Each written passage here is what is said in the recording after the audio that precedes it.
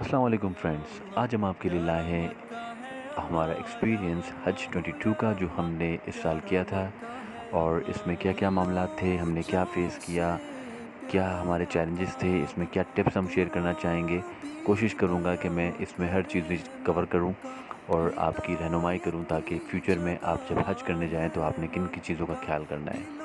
हमने Saudi airline की service ली थी हमारे हज ग्रुप की तरफ से, जो डायरेक्ट थी।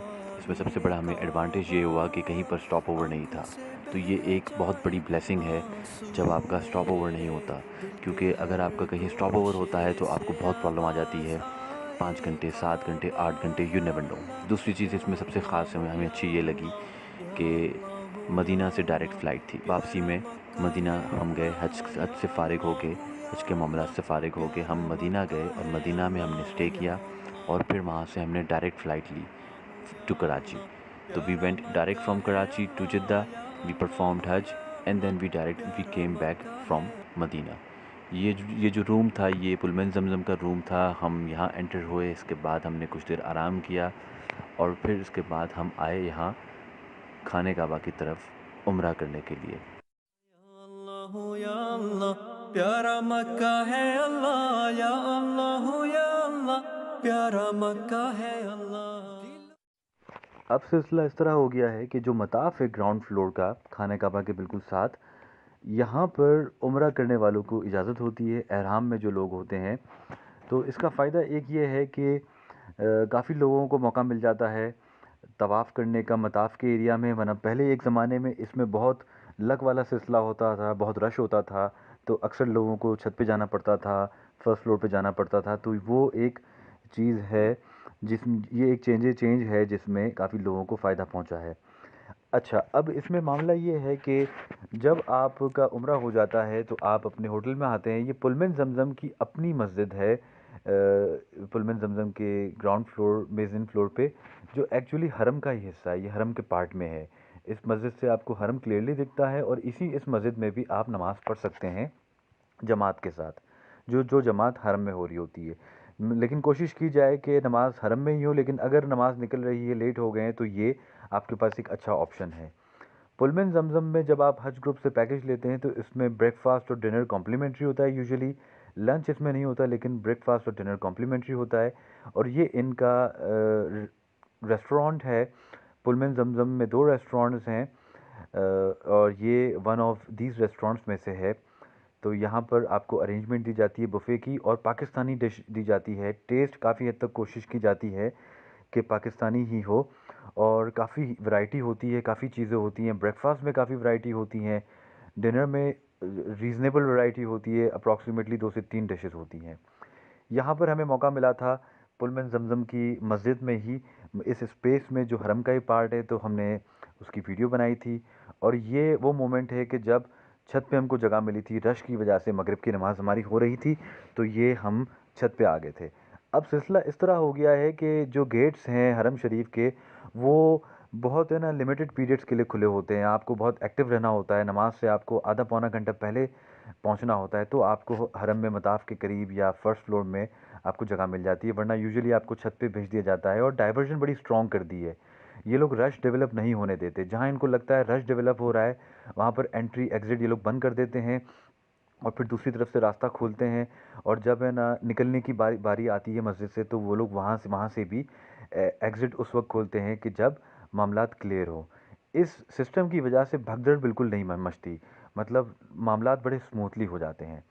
अच्छा, कुछ जो हैं हज ग्रुप्स वाले जो रूम्स देते हैं, जो हम देखते हैं कि विद इन 1000 मीटर्स फ्रॉम हरम या 800 मीटर्स, तो वो है ये इलाका इब्राहिम अल खलील रोड।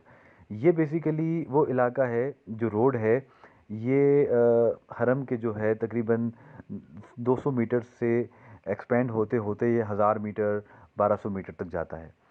ये किंग अब्दुल्ला गेट है, जो एक नया हरम बना है ड्यूरिंग एक्सपेंशन प्लान, जो बड़ा खूबसूरत है ये।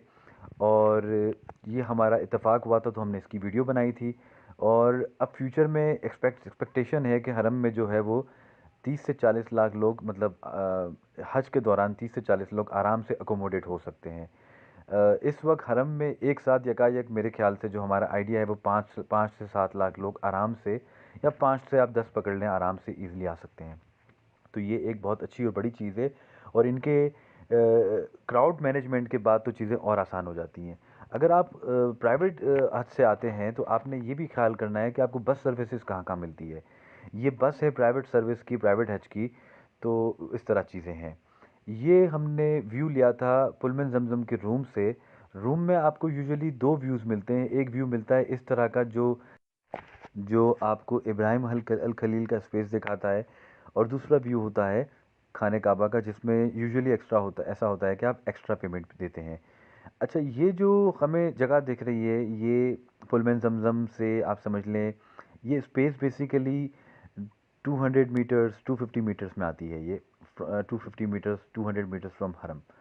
तो ये वो जगहें होती हैं, ये रोड है जहाँ पर आपको आइडिया लेने के लिए आसानी है कि अगर आपको कहा जाए कि होटल्स हरम से 1000 मीटर में है, तो आप ये समझ लें कि वो जो हमें इस रोड पे कोने पे जो बिल्डिंग्स वगैरह दिख रही है, जहाँ पर ये हमको पर्पल लाइट दिख रही है, ये 7 to 800 मीटर्स कहलाता है ये।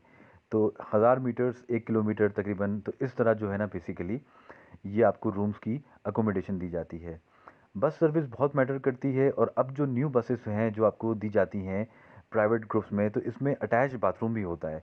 तो अगर आपका बस का सफ़र होता है तो वो आपको हर चीज़ में काम आता है, क्योंकि हज के बाकी मामलात में 5 हज के दिनों में मिना जाना, मिना से अरफात जाना, फिर अरफात से मुज़दलिफ़ा जाना, फिर मुज़दलिफ़ा से आपने अज़ीज़िया बिल्डिंग आना, या रमी करने जाना, जमरात शैतान को कंकर मारने। तो इस मामलात में ये बस जो है वो काम आती है।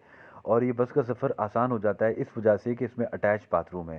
तो ये एक डिफरेंस है बहुत मेजर। जैसे मैंने आपको दो मेजर डिफरेंसेस बताए कि एक आपका होटल की लोकेशन, और एक आपकी बस सर्विस। अभी तो और भी डिफरेंसेस आएंगे, हम आपको बताएंगे। लेकिन गवर्नमेंट हज स्कीम में, या अगर आपका हज का पैकेज थोड़ा लो हो जाता है, तो उसमें आपने देखना होता है कि आपको अकोमोडेशन कहाँ मिलती है। गवर्नमेंट में यूजुअली अकोमोडेशन आपको अजीज़िया के एरिया में मिलती है, जो हरम से तकरीबन 10 किलोमीटर के डिस्टेंस पे होता है। अब उसमें आपको यूजुअली टैक्सी करानी होती है, या फिर वो शटल सर्विस भी देते हैं, लेकिन उनकी अपनी टाइमिंग्स होती हैं। उस टाइम को आपका फॉलो करना बड़ा लाजमी है। और आपको हरम में नमाज से तकरीबन 2 घंटे पहले पहुंचना भी लाजमी है, 1-2 घंटे पहले। तो टाइम मैनेजमेंट उसमें बहुत मैटर करती है, और डिपेंड करता है कि उनकी अल अज़ीज़िया की अकोमोडेशन कितनी अच्छी है और क्या है। जब हम अल अज़ीज़िया अज़ीज़िया जा रहे थे उम्रा करके, कुछ दिन पुलमन जमजम में स्टे करके, तो ये हमारी ज़ियारत हुई थी हमारे पैकेज की तरफ से। तो हम ये यहाँ आए थे अरफात के मैदान में, जबल रहमत की लोकेशन पे। तो ये हज का दिन नहीं है, बेसिकली ये हमारा ज़ियारत का मौका था।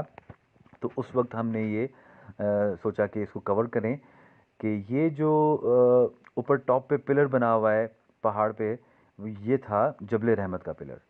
अच्छा, मक्का में हम पुलमन जमजम में से फ़ारिग हो गए, वहाँ पर होटल्स वगैरह से फ़ारिग हो गए, और तो हमें हमें फिर शिफ्ट कर दिया गया अल अज़ीज़िया बिल्डिंग में।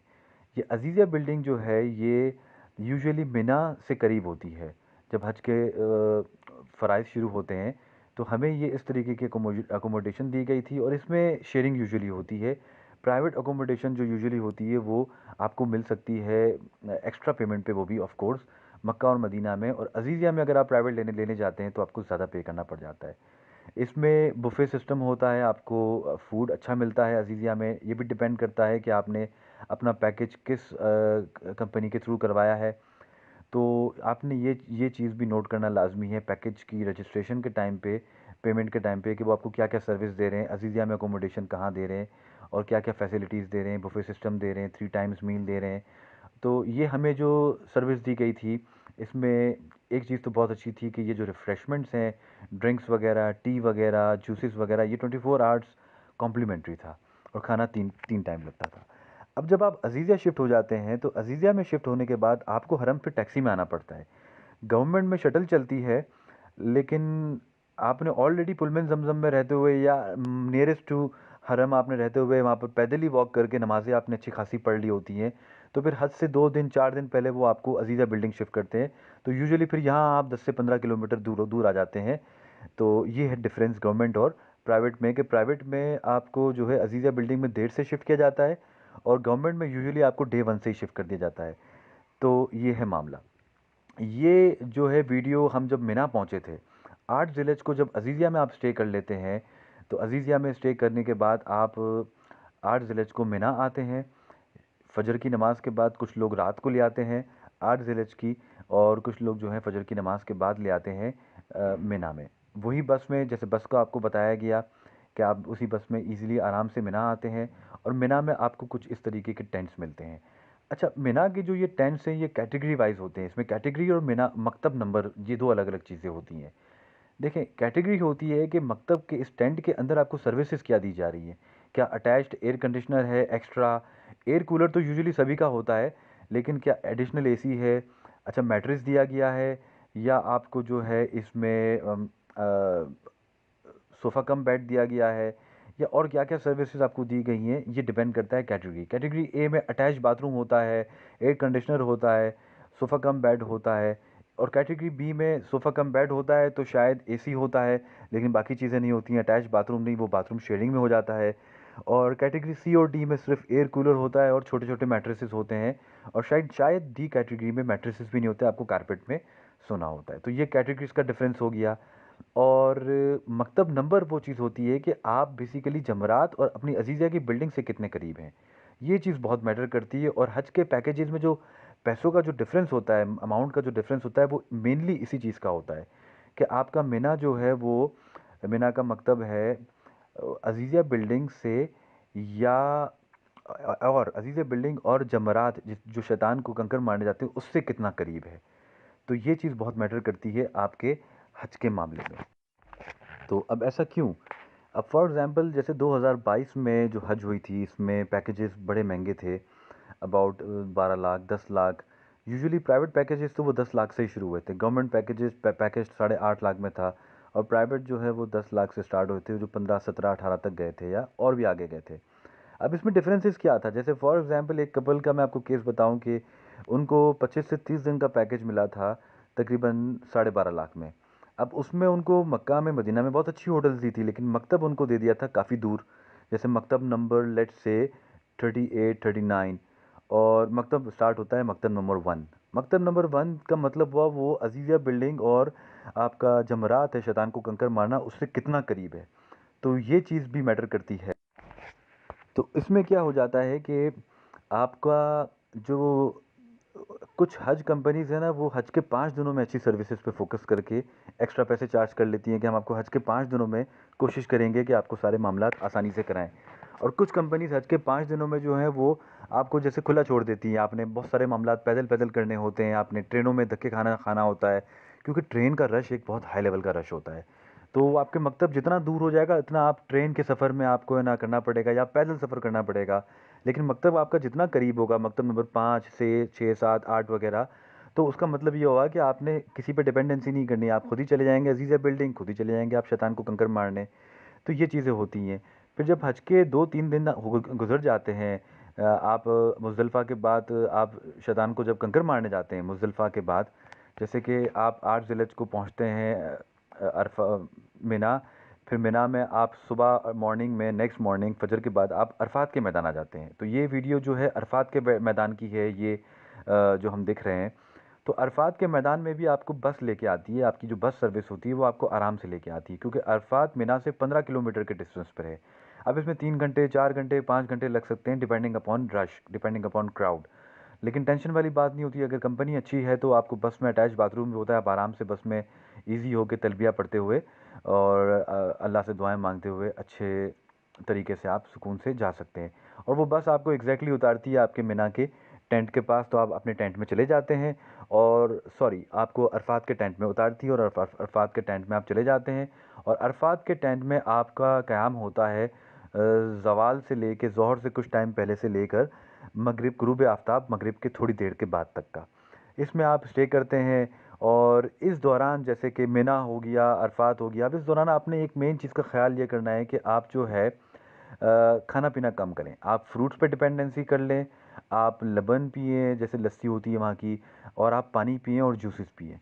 इसका इसका फ़ायदा ये होगा कि आपके मामलात, आपकी वॉक्स और आपकी इबादतें बड़ी बड़ी सुकून से होंगी, और वॉशरूम की जो आपको रिक्वायरमेंट है वो काफ़ी हद तक कम होगी।